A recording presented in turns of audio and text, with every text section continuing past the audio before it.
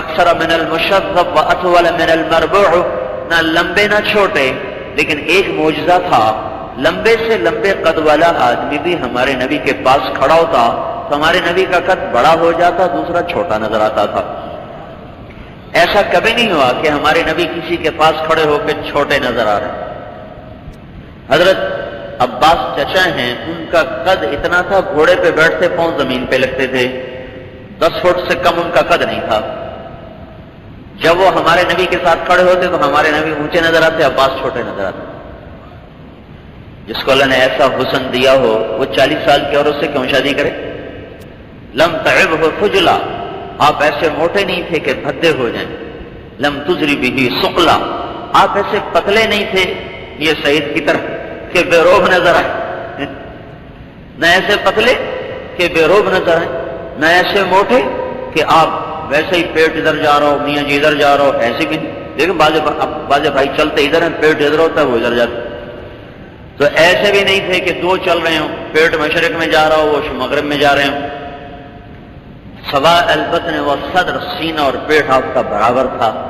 عظیم الہامہ، بڑا سر، بعید ما بین المنکبین، چھاتی بڑی چوڑی اور سینہ کشادہ، اور ضخم القرادیس، جوڑ بڑے مضبوط، وسیم قسیم، جو آپ کو دیکھتا تھا دیکھتا ہی رہ جاتا تھا۔ وسیم اس کو کہتے ہیں جس کو دیکھنے سے دل نہ بھرتا ہو، دیکھتے جاؤ بس دیکھتے ہی جاؤ، اس کو کہتے ہیں وسیم۔ اور آپ قسیم تھے، قسیم اس کو کہیں جس کو جدھر سے دیکھو ادھر سے حسین نظر آئے، آگے پیچھے دائیں بائیں اوپر نیچے، انگلی ناخن ہاتھ پاؤں پلکیں آنکھیں ناک نتنے ہونٹ اور دانت، جہاں سے دیکھو جدھر سے دیکھو حسن ہی حسن نظر آئے، اس کو عربی میں کہتے ہیں قسیم۔ اور وسیم جس کو دیکھنے سے جی نہ بھرتا ہو۔ یہ میں نے صرف آپ کو چند الفاظ بتائے۔ تو ایسے نوجوان کو 40 سال کی عورت سے شادی کی کیا ضرورت ہو؟ اس کو تو وہ تو 20 برس کی لڑکی سے شادی کرتے، 18 برس کی لڑکی سے شادی کرتے۔ ایسا حسن تھا کہ لوگ دیکھ کے دیوانے ہو جائیں۔ حضرت عائشہ فرمایا کرتی تھی کہ مصر کی عورتوں نے یوسف علیہ السلام کو دیکھ کے ہاتھ کاٹے تھے، میرے محبوب کو دیکھتی تو سینے چیر کے بیٹھ جاتے۔ پھر آپ کے 50 برس کی عمر ہوئی تو تب حضرت خدیجہ کا انتقال ہوا۔ 51 برس کی عمر میں آپ نے حضرت سودا سے شادی کی، اور 52 برس کی عمر میں آپ نے نکاح کی حضرت عائشہ سے۔ 53 برس کی عمر میں آپ نے حضرت عائشہ سے شادی کی۔ پھر 53 سے 63 باقی 10 سال میں آپ نے 8 نکاح کیے۔ تو بڑھاپے میں کوئی شادی کے شوق بڑھتے ہیں کہ گھٹتے ہیں؟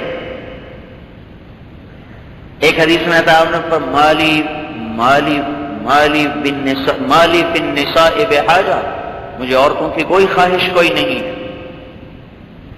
اگر عورتوں کی خواہش ہوتی تو اب جوانی میں کٹھی 9 شادیاں کرتے۔ 50 برس گزر گئے، پھر 51 گزر گئے، پھر 52 میں، پھر 53 میں آپ نے تیسرا نکاح کیا۔ پھر 53 سے لے کر 63 60 برس کی عمر میں آپ نے آخری نکاح کیا۔ حضرت میمونہ رضی اللہ تعالیٰ عنہ آپ کی آخری بیوی ہیں، اس وقت آپ کی عمر 60 برس تھی، اور 63 سال اور 4 دن کی عمر پا کے آپ دنیا سے چلے گئے۔ اور انگریزی لحاظ سے 61 برس 2 مہینے اور 23 دن آپ کی عمر بنتی ہے، جنوری فروری مارچ کے لحاظ سے 63 سال اور 4 دن آپ کی عمر بنتی ہے، یہ محرم سفر چاند کے لحاظ سے 22,330 دن اور 6 گھنٹے آپ کے بنتے ہیں ایام کے لحاظ سے، اس میں نبوت کے 8,156 دن بنتے ہیں۔ تو آپ نے نکاح کیے، مدینے میں آ کے نکاح کیے، سادہ بھی کیا ہے، درمیانہ بھی کیا ہے، کچھ تکلف والا بھی کیا ہے، تاکہ تینوں طبقات کے لیے آسانی ہو جائے، غریب بھی کر سکے، متوسط بھی کر سکے، مالدار بھی کر سکے، تینوں کی رعایت کر کے آپ نے نکاح فرمائے، ولیمے کیے۔ اور یہ جو آپ کی شادیاں تھیں یہ پھر ضرورت کی تھی۔ ضرورت کیا تھی؟ عورتوں میں دین جائے۔ اب ہر وقت تو عورتیں آ کر حضور سے نہیں پوچھ سکتی، آپ تو مردوں میں گھرے ہوئے، کبھی جہاد میں کبھی جنگوں میں، تو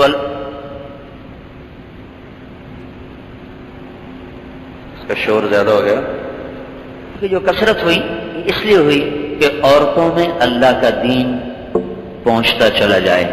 آپ گھر میں ہیں اپنی بیویوں کو بتا رہے ہیں، آپ مسجد میں ہیں، ایک گھر میں ہیں باقی گھر خالی ہیں، آپ کی ایک بیوی ہوتی تو تو ہر وقت آپ تو پریشان ہو جاتے، ہر وقت عورتیں پوچھنے کے لیے آ رہی ہیں، ہر وقت آپ پردے میں جاتے، وہ پردہ کرواتے. اس زمانے میں کوئی اتنے بڑے گھر تو تھے نہیں، ایک کمرہ ہے، پردے کیسے ہوتے؟